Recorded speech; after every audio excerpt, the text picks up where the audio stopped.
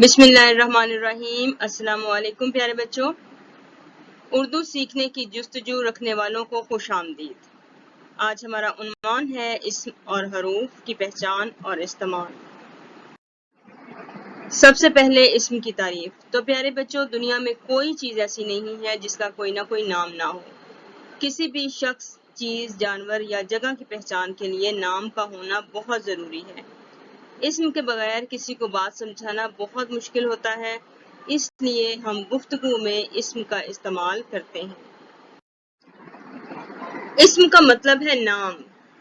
वो किसी भी चीज का हो सकता है, जानवर का, जगह का या शख्स का हो सकता है। हरूफ की तारीफ। हर्फ वो कलमा है जो ना तो कोई इस्म है ना ही कोई फेल, बल्कि इस्म और फेल को जोड़ने का काम देते हैं।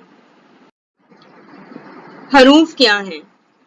ये वो छोटे छोटे हरूफ हैं जो जुमलों के दरमियान में इस्तेमाल होते हैं। इनको इमदादी अल्फाज भी कहते हैं।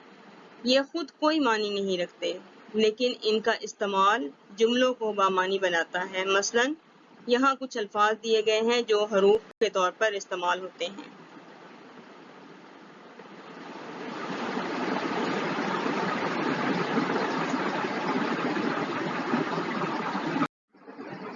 आइए कुछ मश्क करते हैं।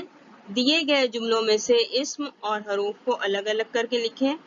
जुमला है, अब्बू का दफ्तर घर से दूर है। इस्म अब्बू है और हरूफ में का और से आएगा। फ्रिज में फल पड़ा है। इस्म फ्रिज है और हरूफ में आएगा में। बाकी जुमलों को पढ़िए और इस्म और हरूफ को अलग अलग करके लिखते जाइए। घर के काम में हम मश्क करेंगे। दी गई तस्वीर को देखकर 4 ऐसे जुमले बनाएं जिसमें इस्म और हर्फ का इस्तेमाल हो। मिसाल के तौर पर, दरख्त के नीचे फूल हैं। इसी तरह से बाकी जुमले भी मुकम्मल कीजिए। काम साफ और दिल लगाकर करें। इसी के साथ खुदा हाफिज।